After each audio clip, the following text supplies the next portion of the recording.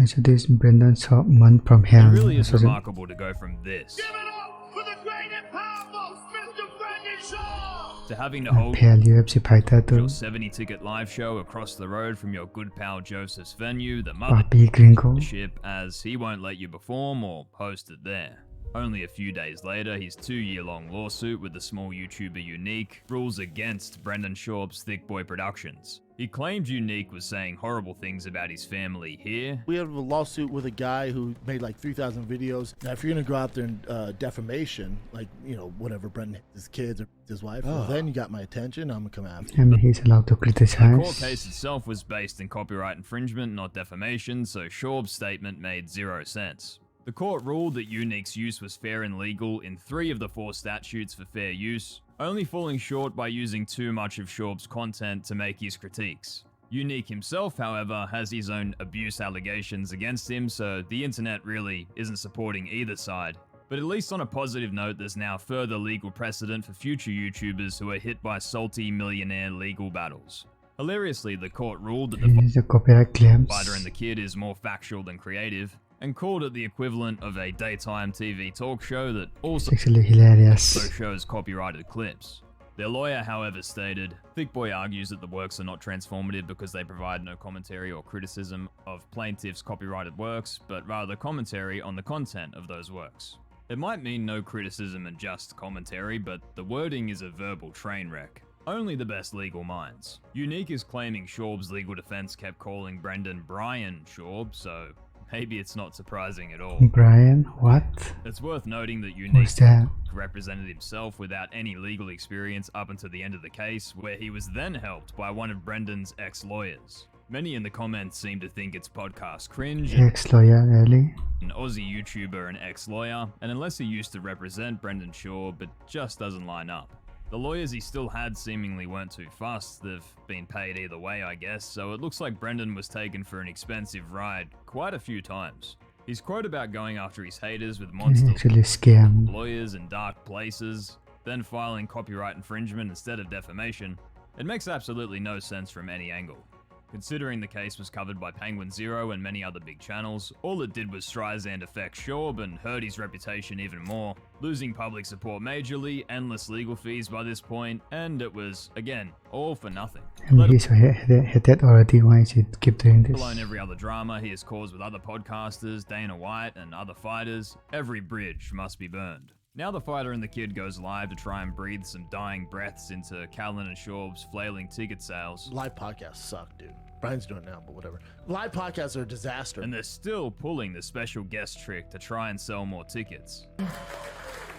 Yeah, and we'll be back, and we'll next time we're gonna line up some serious guests. We're gonna actually be more organized about it. Special guest, very special. Advertisement, nice. February 15th, 2004. And that's not the first time no special guest has showed up, as Dave Portnoy exposed, with Schaub having Theo Von and Joey Diaz on flyers that they knew nothing about. I didn't make that deal. I don't know. I just got put on Okay, they didn't even know. That's hilarious. flyer, I guess. A cheap way to sell a few extra, but Actually, shameless. how many times will your fan base fall for that? Will they forget by next month and turn up anyway? The numbers don't reflect that, and it's part of the reason they can't book the same guests they used to. Even funnier is how much the dynamic of the podcast switches entirely while live. Schaub is usually the loud, call people out type that interrupts Callan incessantly, but in front of a room where people can call him out, Schaub was noticeably quiet and curled up compared to Callan, who was animated the entire show. Schaub even tries to leave after barely 40 minutes, and considering the show was 30 He should probably go away. minutes of bro. podcast and 30 minutes of Q&A, the comments and dislikes really speak for themselves quality-wise. Brendan claims he gets hate for no reason, yet all he does is hate on everything and anyone, including Brian. Starting the show with an ad is crazy. I don't know why I still listen to this. Brendan insults Brian's kid while Brian talks about how he wishes he had kids like Brendan. They don't talk about anything. This honestly felt like a funeral. Schaub gets nervous when they let him Funeral, good fans one. ask questions. Schaub hates it when people laugh at Brian. This was free on YouTube, but I still feel like I was robbed. This was brutal. Why do they keep encouraging Brendan to do this? Besides taking a dump on everything Callan says, in his infinite wisdom, he also decided to go at Brock Lesnar's daughter. You mean like Brock Lesnar's daughter? That woman's poor amazing. What? Why? heavy lies the crown. Yeah. Yeah, I mean, mean, there's a guy out there. I mean, I Is want, there? Yeah. Is there? There's a large black man out there. Who else wouldn't mind a Brock I don't know, that is kind of weird. Lesnar vs Brendan Schaub exhibition? Even with as much ego as Schaub has, surely he wouldn't go at Brock, right? I'm a bad matchup for Brock. Don't get it Yeah, twisted. who got like destroyed by Brock Lesnar or what? I can box and I have jiu-jitsu. It's a nightmare for Are me. you a bad matchup for Brock? For sure. Of course not.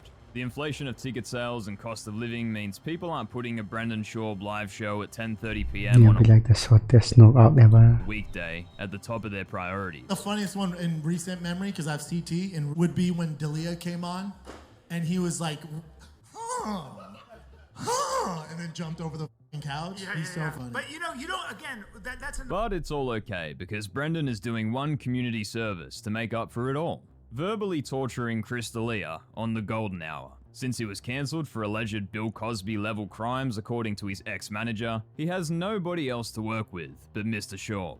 And he is clearly loving every moment. He's getting With his desperate. ex-assistant claiming Schaub has bought views before, and them scraping the 50k views mark some of the time, is that enough in ad revenue and sponsor money to pay the alleged squad of D'Elia and Callan's inflated wages, as well as Eric Chin, other employees, and studio costs? A ticking time bomb. What better timing for Shane Gillis to land Schaub's dream gig on SNL that will probably never happen, land the monologue better than he could, a few days later announcing a scripted comedy show on Netflix about a mechanic shop? Maybe Schaub can be a guest star with all of those truck skills. Oh right, he burned that bridge too by hating on Shane many times during his SNL firing. And Oh, then to that's a big mistake. top off his week from hell, let's finally release the crash footage from January as a distraction now that I'm guessing insurance has cleared it. I'm sure they'll love this footage unless Schaub had extremely extensive insurance, but the internet doubts that. Of course, Just Brendan want to cover up the lawsuit. tries to accelerate while doing a donut in the worst possible terrain and provides TMZ and the rest of the internet with a clip that really summarizes his recent career.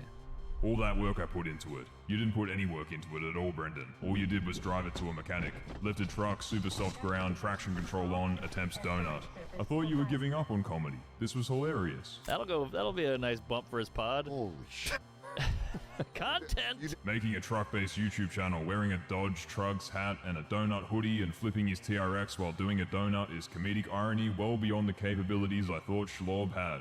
His best joke to date, hands down. His anti-fans claim Toontown's existence is down to Schaub copying Joe Rogan, who also loves trucks. But if What is that picture? this banner is correct, Toontown has a lot of sponsor money for a show that gets no views. A bizarre situation all around. Surely those companies would need solid evidence of the return they'll get in terms of audience exposure before paying. But one way or another, Schaub is bankrolled for another sinking project. At least he came away physically unscathed, unlike Sean Strickland's remarks, instantly making fun of the crash and claiming Schaub's ironic considering his biggest fans call themselves homeless cats based on Schaub's own words. All this boiled over recently as Brendan and Joe Rogan criticized Strickland for going too hard on a sparring match with Sneeko, an untrained influencer. It's weird to have a guy who was a Wow, former is Nico involved in this? world champion just kind of tee off on him. But Sneeko knew what he signed up for. Brendan apparently didn't the day that he invited Sean Strickland for Food Truck Diaries. According to his ex-assistant Mark Harley, Sean made fun of Brendan's comedic ability the entire show, and Chin had to cut out massive segments to upload it. Ironically, the video would have went viral if those moments were left in, and any comedian worth the title should be able to take a jab at their abilities. While he can cut out his own guests, he can't dodge Rogan saying he needs a handler,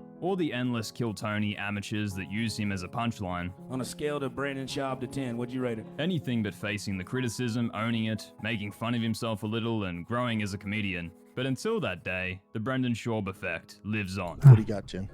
Take I a quick guess they're break. planning dinner. DraftKings? When you're that Are we beautiful, on camera, Chin? Yeah. Okay. Okay, they're planning